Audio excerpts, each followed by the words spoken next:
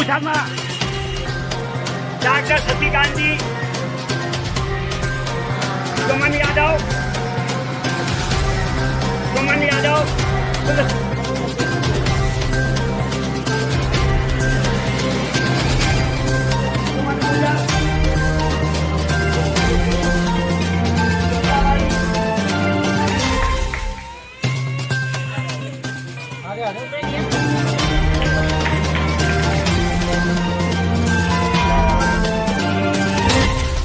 सम्मानित मंच पर विराजमान CSP।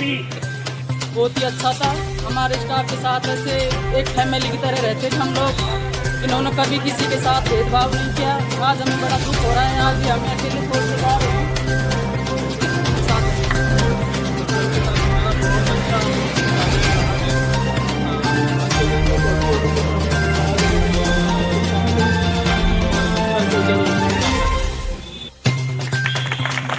ये साहब जोरदार तालियां से हाँ बहुत समझ तैयार है।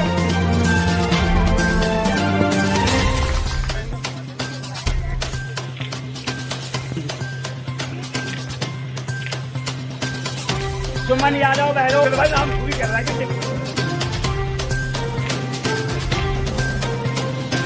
गुरुग्याल अशोक,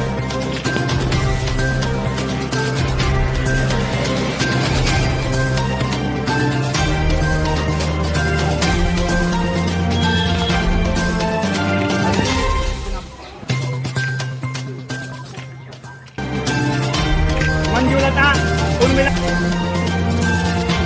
यदि कोई सम्मानित हुआ है तो वो हमारे अलवर जिले का लाल डॉक्टर DR ये इतिहास कहता है, ब्रजमोहन नहीं कहता, ये दुनिया नहीं कहती, ये अखबार कहते हैं, ये मीडिया कहते हैं। डॉक्टर साहब आपको बानसूर हॉस्पिटल के अंदर आप आए, आपने यहाँ के कायाकल्प किया और यहाँ के दिलों पर जो राज किया, आप उसी की बदौलत आपको एक पहचान मिली।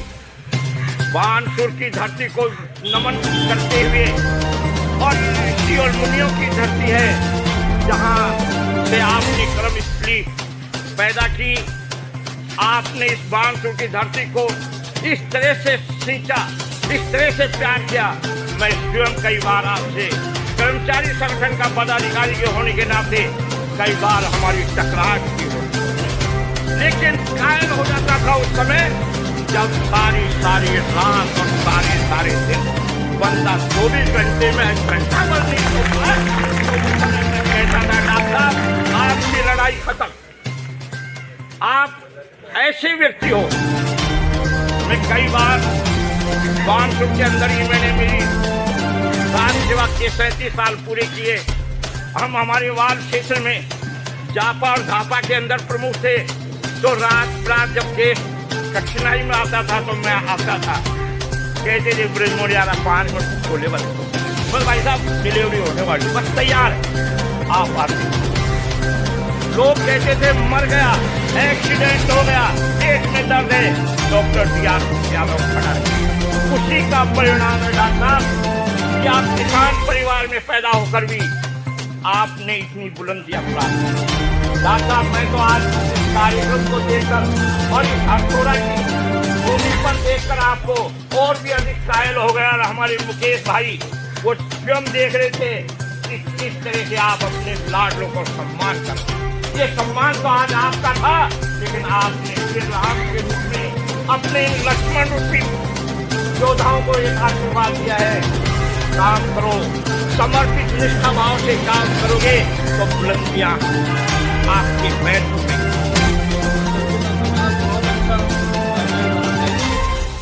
हमसे कोई सब गलती हो गई हो तो हमें क्षमा करिएगा। तो समझ किसका आपको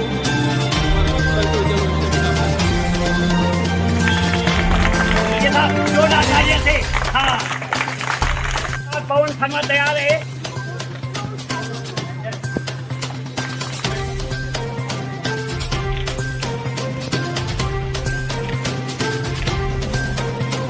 सुमन यादव बहरो भाई नाम पूरी कर रहा है।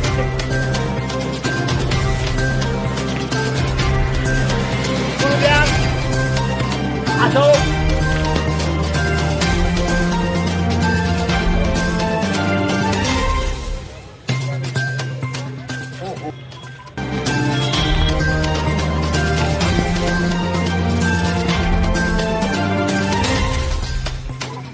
मंजूलता उर्मिला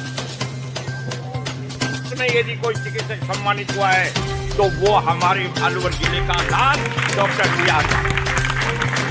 ये इतिहास कहता है, ब्रजमोहन नहीं कहता, ये दुनिया नहीं कहती, ये अखबार कहते हैं, ये मीडिया कहते हैं। डॉक्टर साहब आपको बानसूर हॉस्पिटल के अंदर आप आए, आपने यहाँ के कायाकल्प किया और यहाँ के दिलों पर जो राज किया, आप उसी की बदौलत आपको एक पहचान मिली। बानसूर की धरती को नमन करते हुए, और ये ऋषि और मुनियों की धरती है जहाँ से आपने कर्म स्त्री पैदा की। आपने इस बानसूर की धरती को इस तरह से सींचा, इस तरह से प्यार किया। मैं स्वयं कई बार आपसे कर्मचारी संगठन का पदाधिकारी के होने के नाते कई बार हमारी टकरार की, लेकिन कायम हो जाता था उस समय जब सारी रात और सारे दिन बंदा 24 घंटे में 1 घंटा भर नहीं सो पाए। मैं कहता था डॉक्टर साहब आपकी लड़ाई खत्म, आप ऐसे व्यक्ति हो। मैं कई बार बानसूर के अंदर ही मैंने मेरी राज सेवा के 37 साल पूरे किए।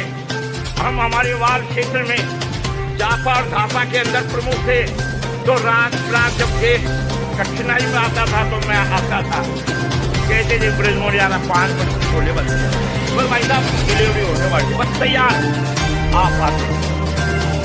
लोग कहते थे मर गया, एक्सीडेंट हो गया, पेट में दर्द है, डॉक्टर DR यादव खड़ा रहता। उसी का परिणाम है डॉक्टर साहब कि आप किसान परिवार में पैदा होकर भी आपने बुलंदियां प्राप्त।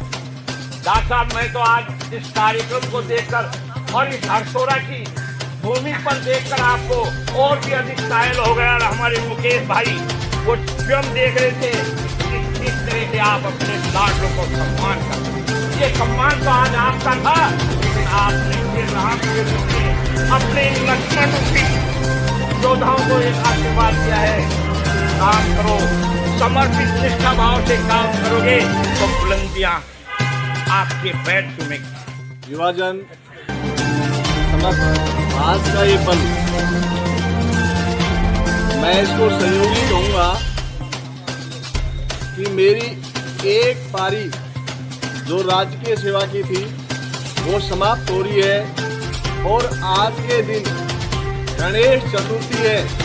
अपन किसी शुभ काम को जब स्टार्ट करते तो गणेश जी की पूजा पहले करते हैं। और संयोग से आज मेरा जो राज सेवा से सेवानिवृत्त हो रहा और गणेश चतुर्थी को आना, यानी कि गणेश जी स्वयं चल करके और मेरे को आशीर्वाद देने आए हैं। इससे बड़ा और मेरे लिए क्या सौभाग्य होगा। इस दिन को मैं याद रखूंगा और मैं आज के दिन अपनी दूसरी जो पारी है, जीवन का जो शेष जीवन है, जो आपकी जनता के लिए समर्पित करूंगा, उसके लिए मैं आज से शुरुआत करूंगा। गणेश चतुर्थी के दिन जब मैं क्या कोई भी युवा जब अपना ट्रेनिंग ले लेता है और मेहनत करता है, राष्ट्र सेवा के लिए तैयारी करता है और जब राष्ट्र सेवा में उसका सिलेक्शन हो जाता है तो उसकी अपेक्षाएं, उसकी आकांक्षाएं, उनकी इच्छाएं बहुत होती हैं कि मैं अब जो जाकर के राष्ट्र सेवा में और समाज की सेवा करूंगा। बहुत सारा उत्साह होता है, बहुत जुनून के साथ वो सेवा में आते हैं। धीरे धीरे जैसे जैसे जैसे जैसे समय व्यतीत होता जाता है, सेवा करते करते करते और एक दिन ये भी आता है कि उसको अपनी सेवा को करते हुए उनको राज्य सरकार के नियमानुसार समाप्त करना पड़ता है और पुनः वो सामाजिक जीवन में जाता है। मैं जब मेरी फर्स्ट पोस्टिंग हुई, नगर फोर्ट कस्बे में हुई थी, तो जब मेरे आदेश आए उस टाइम एडोक पर सर्विस लगती थी, फार्म भर दिया जाता था, सरकार एडोक पर सर्विस देती थी, 2 साल की एडोक सर्विस होती थी, उसके बाद में अपना परमानेंट RPSC से कन्फर्म होके हो जाता था। तो नगर फोर्ट जब आया उस समय मैं इंटर्नशिप पूरी करके अलवर जिले में डॉक्टर सुनील दस्तूर हुआ करते थे, उनका नर्सिंग होम था, अलवर नर्सिंग होम के नाम से, वहाँ मैं अपनी सेवाएं दे रहा था। डॉक्टर साहब सुनील जी, मैंने वहाँ करीब 1 साल सेवाएं दी।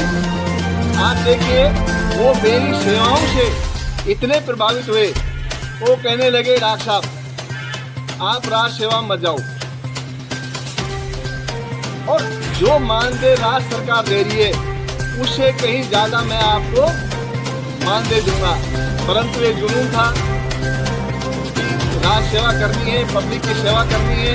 तो मैंने मेरे डॉक्टर साहब से कहा कि साहब एक बार तो मैं ज्वाइन करके देखता हूँ, और उसके बाद में अगर नहीं रास आएगी तो मैं वापस आ जाऊँगा आपके पास। मैं ये बात इसलिए कह रहा हूँ कि सेवा जो है उसकी कहीं सीमा नहीं होती है। जैसे जैन साहब कह रहे थे कि साहब अब गीता दे रहे हैं और आप अब गीता पढ़ना। डॉक्टरी एक ऐसा पेशा है, जब तक हम हमारे हाथ पैर चल रहे हैं, हमारा दिमाग काम कर रहा है, तब तक हम पब्लिक सेवा में रहते हैं। तो जैन साहब से मैं निवेदन करना चाहूँगा कि गीता का पाठ तो मैं जब पढ़ूंगा जब मेरे को सामाजिक जीवन से, पब्लिक की सेवा से फुर्सत मिलेगी। कर्म को प्रधान मानता हूँ। जिसके कर्म अच्छे हैं उसको किसी गीता पढ़ने की आवश्यकता नहीं, किसी मंदिर में जाने की आवश्यकता नहीं, कहीं जाने की आवश्यकता नहीं है। मैं मेरे जो सहपाठी हैं, कर्मचारी हैं, जो अभी सर्विस में आए हैं, उन लोगों से आग्रह करना चाहूँगा कि ये हमारी कर्म भूमि है, ये हमारी कर्म भूमि है। इससे हमें इज्जत मिलती है, सम्मान मिलता है, परिवार के पालन पोषण हेतु सरकार हमें तनख्वाह देती है। जैसे एक पुजारी अपने मंदिर को, क्योंकि पुजारी का जीवन यापन किससे, परिवार किससे हो रहा है, मंदिर से। जैसे पुजारी मंदिर की साफ सफाई सुनिश्चित करता है, मूर्ति की पूजा करता है, पुष्प चढ़ाता है, मालाएं चढ़ाता है, और फिर उसके बाद में उसके दर्शनार्थ यात्री आते हैं, और जो भी चढ़ावा आता है उसे पुजारी का परिवार पढ़ता है। इसी तरह हमारी ये जो सर्विस है, ये हमारा मंदिर है, ये हॉस्पिटल है। किसी भी हॉस्पिटल में आप काम करें, वो हमारा मंदिर है। अगर हम ढंग से काम की, इसकी पूजा की, तो ये हमें सम्मान देगी, मान देगी, इज्जत देगी, पैसा देगी। परंतु हम क्या कोई और साइड धंधा करें, जबकि इस कर्म भूमि से अगर आपने इसको सही ढंग से, सही उससे किया है, सही मायने में, तो ये आपको सब कुछ देती है। और मेरे को भी जो सम्मान मिला, मेरे को भी जो सम्मान मिला वो इसी के मिला कि मैं जब भी अपनी सेवाओं को के लिए तैयार होता, सही टाइम पर, मैंने कभी लेट नहीं हुआ। अगर मैं लेट भी होता था तो मैं, चाहे मेरा नाश्ता छोड़ना पड़े, मैं उसको छोड़ करके पहले हॉस्पिटल आता था, सही टाइम पर आता था, और जो भी वहाँ मरीज होता है, इमरजेंसी होती है, कैसे, उसको देखने के बाद में ही मैं नाश्ते के लिए जाता था। तो मेरा कहने का अर्थ ये है कि जितने भी हमारे युवा साथी हैं, अपने कर्म की पूजा करिए। कर्म की पूजा करोगे तो आपकी पूजा स्वतः पब्लिक करेगी, उसको किसी कहने की आवश्यकता नहीं है। मैं नगर फोर्ट में 3.5 साल रहा। मैं जब